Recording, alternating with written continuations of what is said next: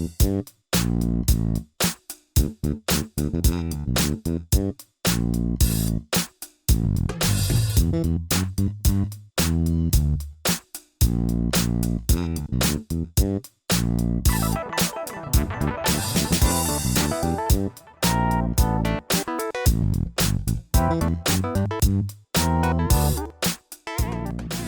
I was a kid, I took piano lessons. I was too lazy to learn to read music, so what I would do is I would have my teacher play it for me, and then I would memorize it and then learn to play it mostly by ear.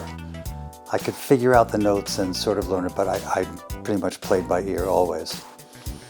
And then when I was in high school, I played in a band, and we used to play all these clubs. And the first band that I was in was called The Children, and we played in a club, and I forget the name of it, but it was a club in Yonkers. The owners of the club were sort of small-time mafia guys, and they wanted to manage us. And at the time, I was being courted by another band who was a better band. They opened a big club in New York called the Cheetah, and they were kind of a well-known band. And so I told the club owners that I was going to leave the band, so I was going to quit. And I came in the next day, and my organ, I played a Hammond B3 at the time, which is, I don't know if you know, it's a big organ. And the front had been taken off, and the tubes and stuff kicked in. And the owners of the club says, I don't know, someone must have broken in and trashed your organ. And so it turned out that the new band I was going to was managed by a guy named Albhy, I forget his last name. Turned out he was a pretty big guy in the mafia. I guess the mafia and music go together since the days of Frank Sinatra. So the next day the club burned down after my organ was taken out. And I always wondered if there was a connection or not.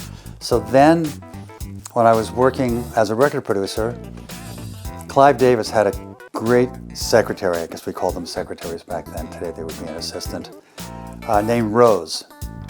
And I knew Rose pretty well, and we would talk to each other, and somehow or another this came up. And she said, oh, I know Albhy. I grew up on his block. He would take care of all of us. And I said, where is he now? He said, oh, he's at Rikers or someplace for having killed somebody. So he's like, definitely was. Turns out that the guy who was the manager of the second band was clearly in the mafia and had no problem burning down this club. So at any rate, so then I played in this other band, John and Ray and Company. I played with the Chambers Brothers, and then rented their rehearsal studio, which was down like on 29th Street or something. And I remember the doorway was too small. It was on the second floor, and so we had to take my organ up through the fire escape. You know, a Hammond B3 organ must weigh like 200 pounds. It's 300 pounds. It's like two people carrying it. But, you know, that's what you do when you're young. So I played in bands then, and it was a great time in New York to be playing in clubs. We could get into all the clubs for free because we were playing clubs, and the other club owners knew us. So we would play at Ongano's and The Scene. I saw Buffalo Springfield and The Doors both played. It's called Ondines. It's a great club scene in New York back then. So we played in clubs. Jimi Hendrix would jam at The Scene all the time. It was just unbelievable. I love live music, and I'm generally not a fan of going to giant theaters where you see, stadiums to see bands where you're basically watching them on the Jumbotron. I want to be able to see the looks on the musicians' faces, look at their hands. I want the show to be different every night. I don't want the patter to be the same. My son's godfather was David Crosby until he passed. And when you would go to see David, he would just tell different stories all the time. He would just connect with the people. There's another famous artist who I won't tell you his name because it's kind of a slightly negative story, who I went to see 2 shows in a row. And I knew him, I had done some work with him, and the stories were exactly the same. It was like he was reading a script, and I went, oh, well, this is, why would you go to see a second show? That's why bands like the Grateful Dead and Phish are so engaging for their audience compared to bands that are more by rote, and they say, oh, it sounded just like the record. Well, if you wanted it just like the record, you should buy the record. So we played in these clubs, played in these bands, and then I got drafted. It was the time of the Vietnam War, and I wanted to be a conscientious objector. I didn't think it was fair for me to not go in the Army while other people were going in. So I went in, but I said, I want to be a conscientious objector. Now, being a conscientious objector means that you still go into battle, but you don't carry a gun. You're basically a medic, and you don't have to kill people. You can still be in war. And the sergeant who was in charge of our company said, the last kid who tried that in my company fell down the stairs and broke both his legs. So they were basically threatening me. So I took the position that if they're not playing by the rules, I don't have to play by the rules. So I proceeded to have acid flashbacks, and eventually they decided that the Army and I did not belong together, and they sent me home. When I was there in the Army, I met a musician who was so scarily good, he terrified me. I mean, I was a pretty good keyboard player, it was okay. This guy played sax, trumpet, drums, bass, piano, all of them way better than I played piano. He was just, and I asked him where he learned. He said, well, I should go to Berkeley. That is Berkeley in Boston, not Berkeley, California. And so when I got out of the Army, I went to Berkeley. And I did 6 semesters in about a year and a half, learned arranging, learned orchestration, learned composition. And then I called my friends in Memphis. Well, let me go back a second. So when I was in bands in high school, I had a co-writer who I was working with, and my girlfriend, a young woman named Kat McCord, and her brother was Billy Vera, who was had a hit record with Judy Clay on Stax, and I was a huge fan of Stax records and R&B, and particularly roots R&B, even more than Motown. So I asked Billy if he knew any Memphis musicians that I would like to go down there and meet them and see if we could get them in my band and play some more authentic music. So Billy gave me the phone number of this guy named Charlie Freeman. And Charlie, I called him up and I said, if we come down, will you listen to us and, see about playing with us? And he was like, sure. He was a session musician. He had no intention of joining a band, but he was like, sure, happy to, whatever. So Steve Rowell and I, my writing partner, we took a bus to Memphis. It turned out when we got there, because back then, if you were under 21, you could fly half fare. We could have flown there for less money than the bus. And the bus was 36 hours or something on a bus. Within a few days, he liked us. We moved into his house and moved out of our cheap, $12 a night hotel. And he was friends with a guy named Jim Dickinson, who ended up producing the Replacements. He played piano on Rolling Stone's Wild Horses. Jim's great. And so we made some demos at Arden Studios, which is, in fact, the assistant was Terry Manning, who ended up being a very successful producer. And Jim Dickinson was successful. We made these demos. He was unable to sell it to any labels. So this happened before, this is when I was still playing in bands. This happened before I got drafted and before I went to Berkeley. So when I'm done with Berkeley, there was a cliche. It's not true anymore, but I think back then they used to say, if you graduated Berkeley, that meant you weren't good enough to get a job, because lots of musicians left Berkeley before they finished. I mean, the year I was there, Alan Broadbent graduated, and he's certainly a very successful jazz pianist. It's not that he couldn't get a job, but that was the cliche at the time. And so I called Charlie up and I said, I'm ready to come to Memphis and try to break into the session scene. And Charlie said, well, give us a call when you get here. We'll be in Miami working for Atlantic Records. So he and Jim and Sammy Creason and Tommy McClure and Mike Utley went to Miami to work for Atlantic Records. Now, Atlantic Records at the time, this was the brainchild, I think, of Jerry Wexler, who was brilliant. They leased the studio in Miami at Criteria for a year at a time. They would just have Studio B, they owned it, they could do whatever they wanted. And then they would bring artists down, and they would have a house rhythm section and bring the artists down, and they would just be away from their home environment, and there with the rhythm section, it would be very creative. And lots of records were made that way. I mean, I had the pleasure of seeing Aretha records made, like Spanish Harlem and a whole bunch of those songs that were made. Well, I digress for a second into the Aretha story, because seeing them record, Aretha was produced by Tom Dowd, Jerry Wexler, and Arif Mardin. I was Tommy's assistant, so he hired me. I guess I was his protege, he was my mentor.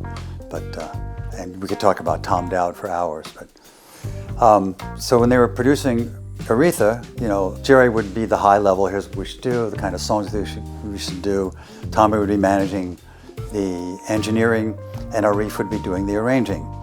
And so the rhythm section was Bernard Purdie, Chuck Rainey playing bass, Cornell Dupree playing guitar, Richard T playing electric piano, Aretha played grand piano. By the way, that was one of Jerry Weisser's brilliant innovations. So Aretha had made records before that on Columbia, kind of like Etta James style, big orchestra, large soulful voice, reasonably commercial, but not incredibly successful. And Jerry went, well, Aretha grew up in church, playing gospel music, sitting at the piano. If I sit her at the piano, she will do much more soulful things. She'll be her arrangements, they'll be more soulful. And so that was his idea. And as a result, those Aretha records made from, you know, Never Loved a Man to Respect, all those records are absolutely unbelievable. And it's because of Jerry having this insight into Aretha's personality and what would make her be more creative. Anyway, this rhythm section, so what happened is Aretha would sit down and run the song down. She'd play the piano and sing.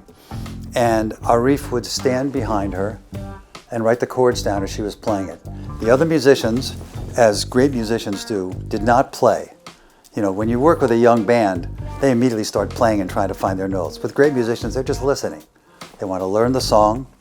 So then Arif would give me the chord chart. I would go out and make a copy. When I came back, they would be in the middle of a second rundown with her playing and them still mostly playing nothing, just listening. And then I would put the chord sheets in front of everybody. They would go in, turn on the tape. They would do a take, and usually it was one take. And the musicians were unbelievable. Richard T, I worked with him on a lot of records. Richard T would hear her whole piano part and play on the electric piano, voicings inside of her voicings. He was absolutely amazing musician. They were all amazing musicians, incredible. Yeah, so Tommy, what happened is I came to Miami to work, to hang out with these band members I knew who were the house rhythm section. And great props to Mac Emmerman, who owned Criteria Studios. He didn't like throw me out or say, you can't be here. He was just like, okay, I hung out.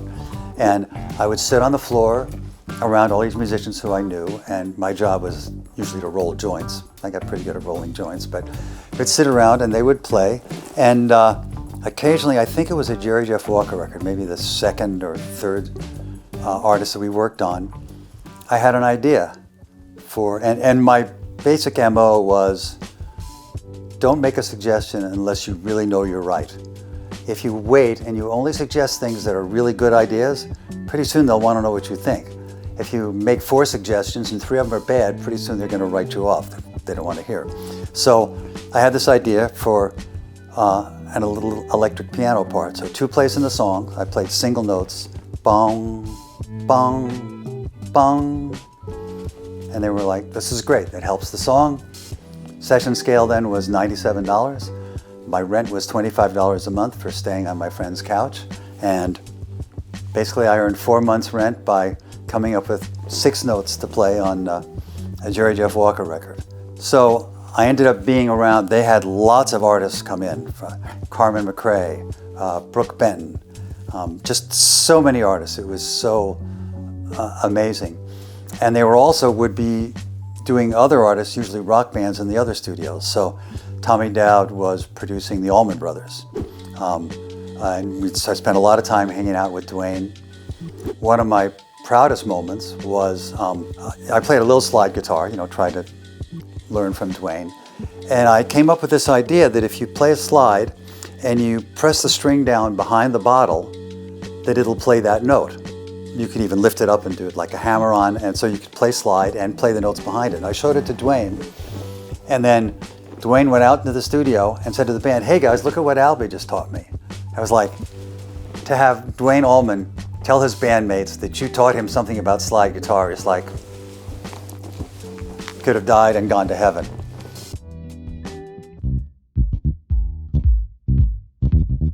So Tommy signed me sort of as his protege. And I ended up later, his daughter showed me a letter he had written to Jerry Wexler as a recommendation for why he should hire me. And it was like, my mother couldn't have written a letter that nice. I'm so honored. Tommy was brilliant. I don't know if any of you know about Tom Dowd, but there's a movie about him. Tommy's story was he went to Columbia, he was going to Columbia University. He was a physics major. And World War II broke out. And because he was such a smart guy, they took him out of Columbia to work on the Manhattan Project, the project where they invented the bomb. And so he worked on the Manhattan Project. The war is over. He goes back to Columbia to finish his degree. And they're teaching all this stuff in physics that he knows is not true. But he can't say anything about it because he's sworn to secrecy because it was on the Manhattan Project. So he dropped out of school and became a recording engineer. He did the sound for the Kennedy inauguration.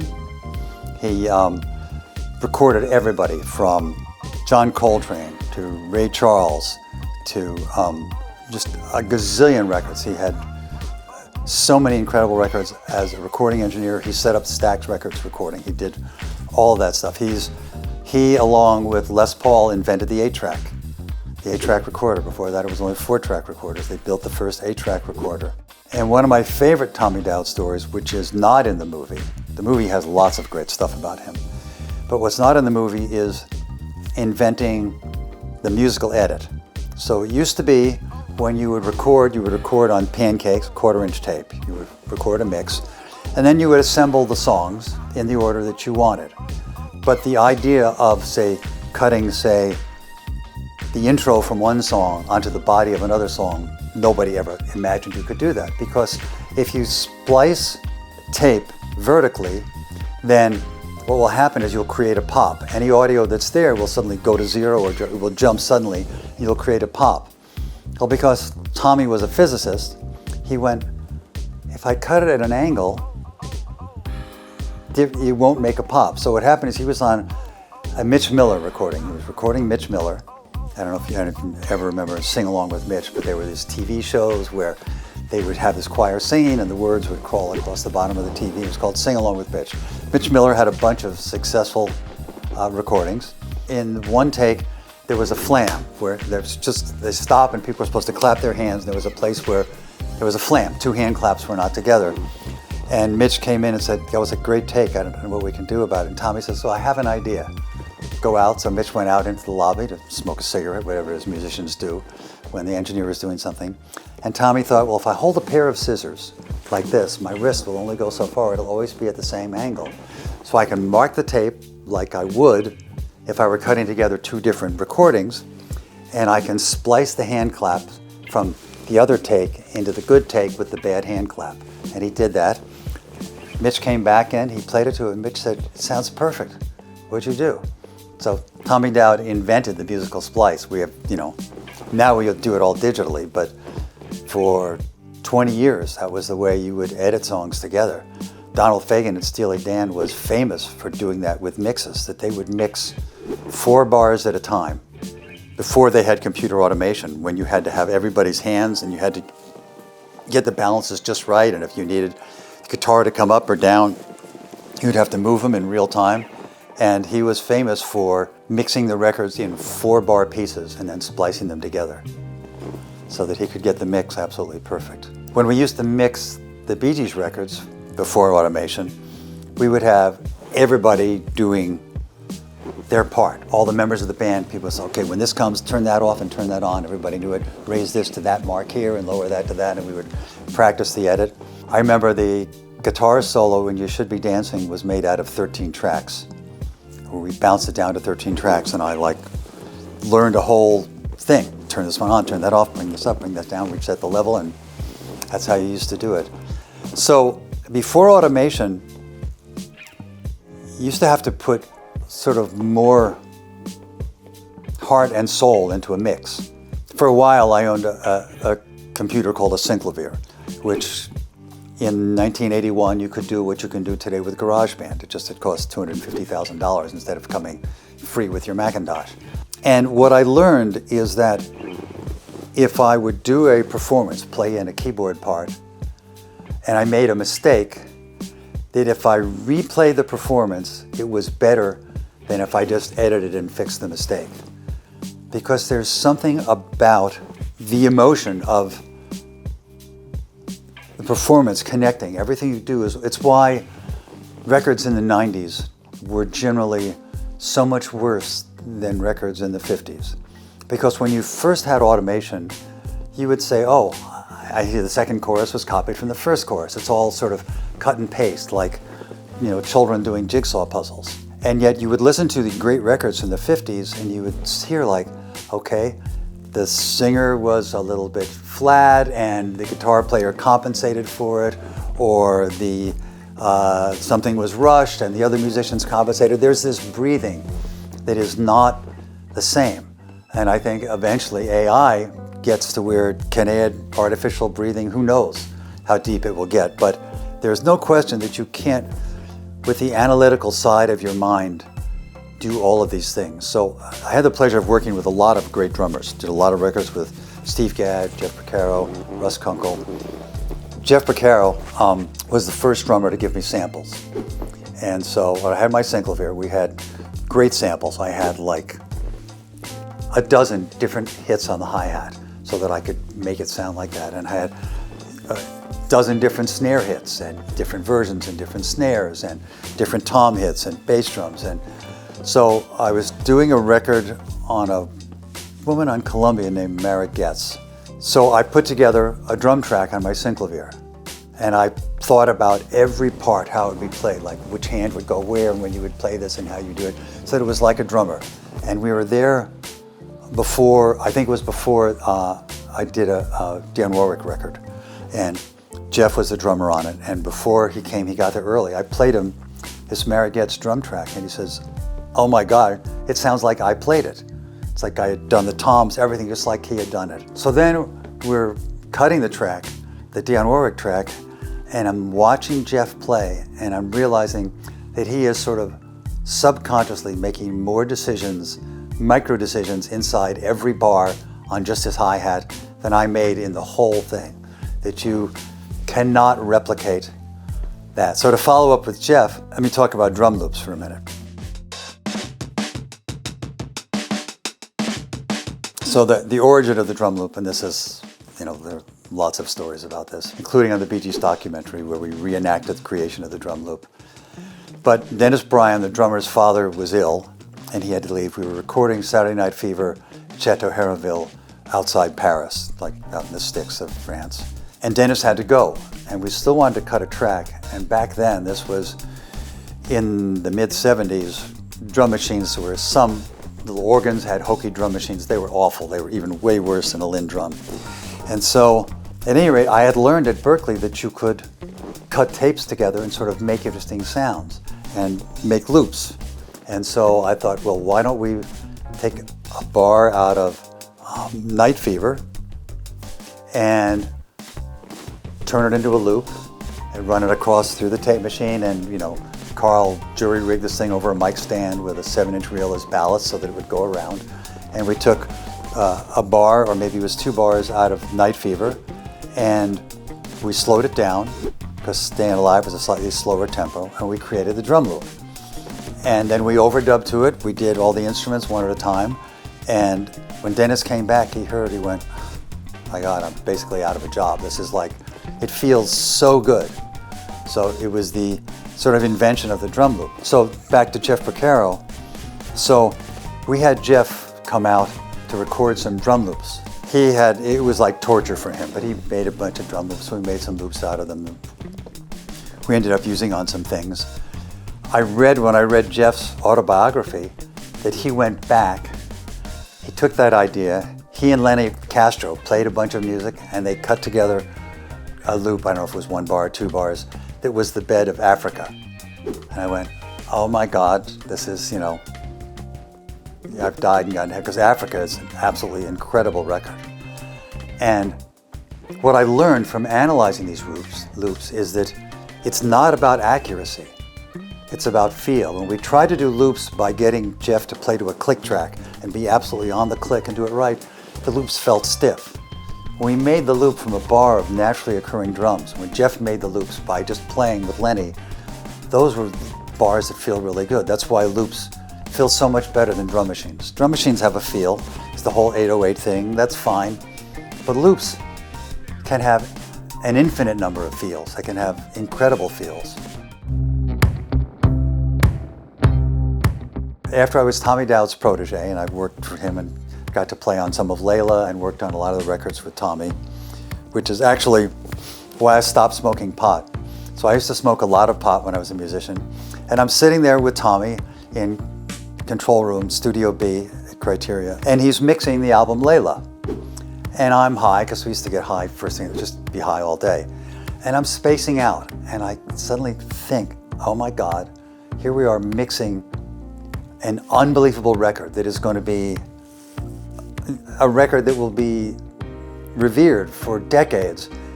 And I'm spacing out, looking at the walls because I'm high. And I stopped getting high at work. I still, after that, sometimes would smoke a joint when I got home at night, but I no longer got high at work. I was like, I need to concentrate. I can't be spacing out when the world is changing. I like to use the Tom Dowd example as a vocal lesson. So when you first learn to produce records and you're producing vocalists, if the singer sings the first verse pretty good and the second verse not so good, you say when you're beginning, you say, the second verse isn't very good, let's try it again. Or that high note is flat or whatever. When you're a little more mature and sophisticated, you say, wow, I love the way you sang the first verse. Can you give me some of that feeling in the second verse? Tommy was on another level. He would tell a story. Maybe he would tell a story about, being in the studio with Ray Charles. He would just tell some story. And what would happen is the singer, their mood would change. And if you've ever been in a fight with your wife, if you want to end the fight, all you have to do is do something else. Take your mind off it. You're in some sort of entrenched position. Your mind is in some sort of channel that you can't get out of. You're angry or whatever you are. Just read a book, watch TV, do something else for 3 minutes, and your mind will forget about it. Well, this was Tommy's secret message with how he would get singers to be in the mood. He would tell them a story. He would engage them humanly. That's the greatest lesson.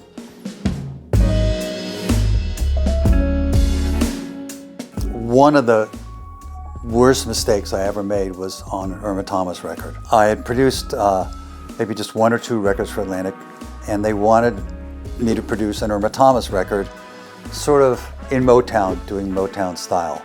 And so they hooked me up with a Motown producer, a guy named Joe Hinton. We went to I forget whatever hotel it was he was staying at on Miami Beach, and we wrote like a dozen really good songs. So we went to Detroit and we cut the tracks, and I sort of let him take the lead. He hired the musicians. We had Dave Vanderpit do the arrangements. Everything was great. We had Irma Thomas come in to sing them, and all the keys were too high. And I was like, how can you do this? And we ended up having to can the record, and I ended up letting Jerry Wexler and Atlantic Records down because it was just a total failure. And if I ever ran into Irma Thomas again, I would apologize deeply to her.